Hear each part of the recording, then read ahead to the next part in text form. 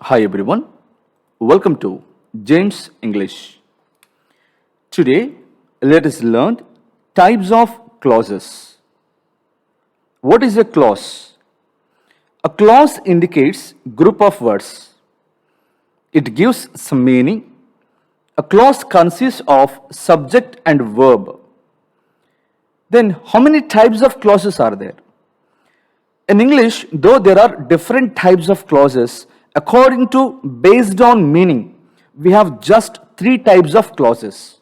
I repeat, based on meaning, we have three types of clauses. They are noun clause, adjective clause, and adverbial clause. Let's continue with noun clause. What is a noun clause?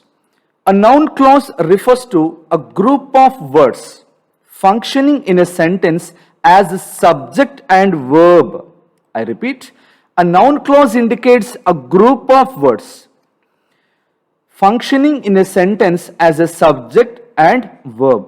Just like a noun phrase, noun clauses also can function as a subject or object in a sentence.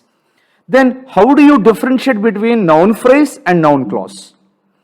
Listen carefully. A noun clause consists of subject and verb. This is very important. In the noun clause, we have subject and verb.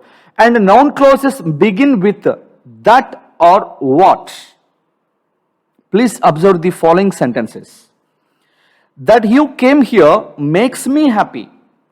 What is the subject in this particular example? That you came here. That you came here is acting as a subject. Is it a one word or a group of words? Absolutely, this is a group of words. And among these group of words, is there subject? Yes. What is that? You. And what is the verb? Came. And this group of words begins with what? That. Hence, we can call it, this is a noun clause. Look at the second example. He said that he was a poor man. What he said? That he was a poor man. Here, that he was a poor man is a noun clause. What you say is not clear to me. What you say is a noun clause. One student said that he had a headache.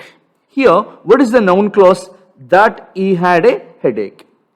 I am very sure some people are getting confused with what is a noun, what is a noun phrase, and what is the difference between noun clause. Okay, let me give you clarity between what is a noun phrase, and noun clause. Look at the examples. Ramu is a clever student. Ramu. Our teacher helps Ramu. Here, both words Ramu are functioning as nouns. When I say noun refer to just one word. Just one word. What about the next examples? These boys played well. I will help these boys. Here, subject, these boys. Object, these boys. Are they just one word or group of words? Absolutely group of words. But in this group of words, is there any verb? Any verb? Absolutely no. And such group of words are known as noun phrases. Then look at third set of examples. You came here makes me happy. He said that he was a poor man. Then what is the subject here? That you came here. What is the object here? That he was a poor man. So here, that you came here or that he was a poor man, absolutely these are group of words. And among these words, there is a subject, and we have also a verb form here. And such group of words are known as noun clauses. Now, tell me in simple words, what is a noun clause? A noun clause is a group of words. Those words function as a subject or object in a sentence. A noun clause consists of subject and verb. Usually, noun clauses begin with that or what. Is it clear? Right. Now, let's continue with adjective clause. Remember friends, adjective clause is also known as a relative clause. It is also known as relative clause. In the exam point of view, this is really important. What is adjective clause? Adjective clause refers to a group of words. Please remember, the very minute when I say clause, it means group of words which are used in the place of an adjective. Which are used in the place of adjective. The adjective clause contains a relative pronoun and a verb. So it is easy to remember, every adjective clause contains a relative pronoun and a verb.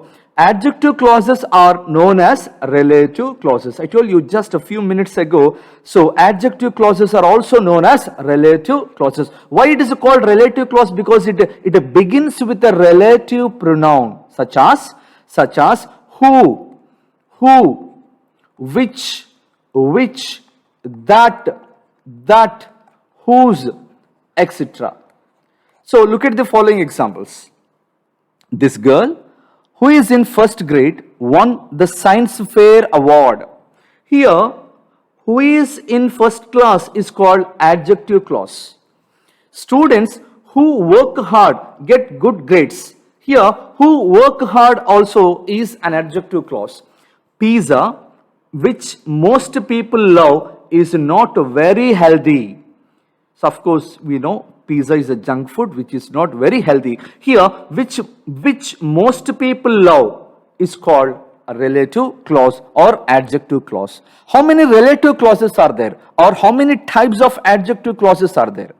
There are just two types of relative clause or adjective clauses. They are defining relative clause, non-defining relative clause. Please remember, there are just relative clauses, two relative clauses. One is defining relative clause. Defining, which gives essential information. It gives essential information. Essential, which means important. Non-defining means extra information.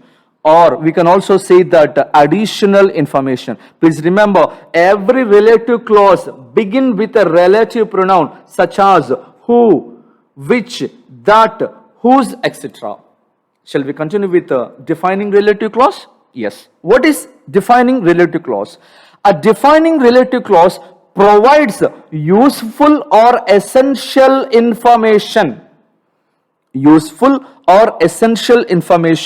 And without defining relative clause, we do not find a complete meaning in a sentence. We miss important or essential information in a sentence. Please let me read for you some examples. The man who lives next door works in the Indian Railways. Just imagine, who lives next door. So we do not use these words, and read what will happen. The man works in the Indian Railways. Which man? We do not know. That will be any man, right? So here, who lives next door is called defining relative clause. Defining relative clause. Let me give you another example. The house which has a blue door in the street is mine. Here, which has a blue door is providing an important information, essential information, without which it is very difficult to find my house in the street, because in the street there might be number of houses. Without this information, so you cannot identify my house. So such kind of clauses are known as defining relative clauses. Just imagine here, so I am hiding which has a blue door. So just read without these words. The house in the street is mine. Which house? In the street there may be a number of houses, right? So which has a blue door. So this is providing important information, and that is called defining relative clause. Then what is non-defining relative clause? A non-defining relative clause provides extra information. It provides additional information. So usually non-defining relative clauses begin with relative pronouns. And there is a technique to remember or to identify non-defining relative clause, because a non-defining relative clause always follows a comma or hyphen. Remember, it follows either a comma or a hyphen. Let me read one example for you. My grandfather, comma, who is 90 years old, comma, goes to swimming daily. Here, who is 90 years old? Just remove these words and read the example. My grandfather goes to swimming daily. It gives perfect information. I mean, it gives complete meaning. That means who is 90 years old, or who is 80 years old, who is 60 years old. It is just a mere extra information. Look at the second example. The brave 26-year-old who is mainly outdoors, plays football and golf, swims and surfs. Here we know Nick is a world famous personality development trainer. So he is outdoors, everybody knew it. Here, who is mainly outdoors, is just additional information. Just remove these words and read, you will find the sentence having complete meaning. The brave 26 years old plays football and golf, swims and surfs. So friends, such kind of sentences are known as, clauses are known as non-defining relative clauses. I repeat once again, there are two types of adjective clauses. An adjective clause is also known as a relative clause.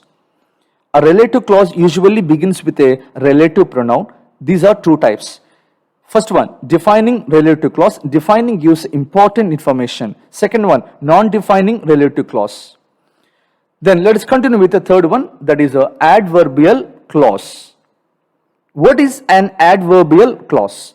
An adverbial clause is a group of words, or it indicates, it refers to a group of words which are used in the place of an adjective. Which are used in the place of an adverb. An adverbial clause is a group of words. It is used in the place of an adverb. The adverbial clause contains a subordinate conjunction.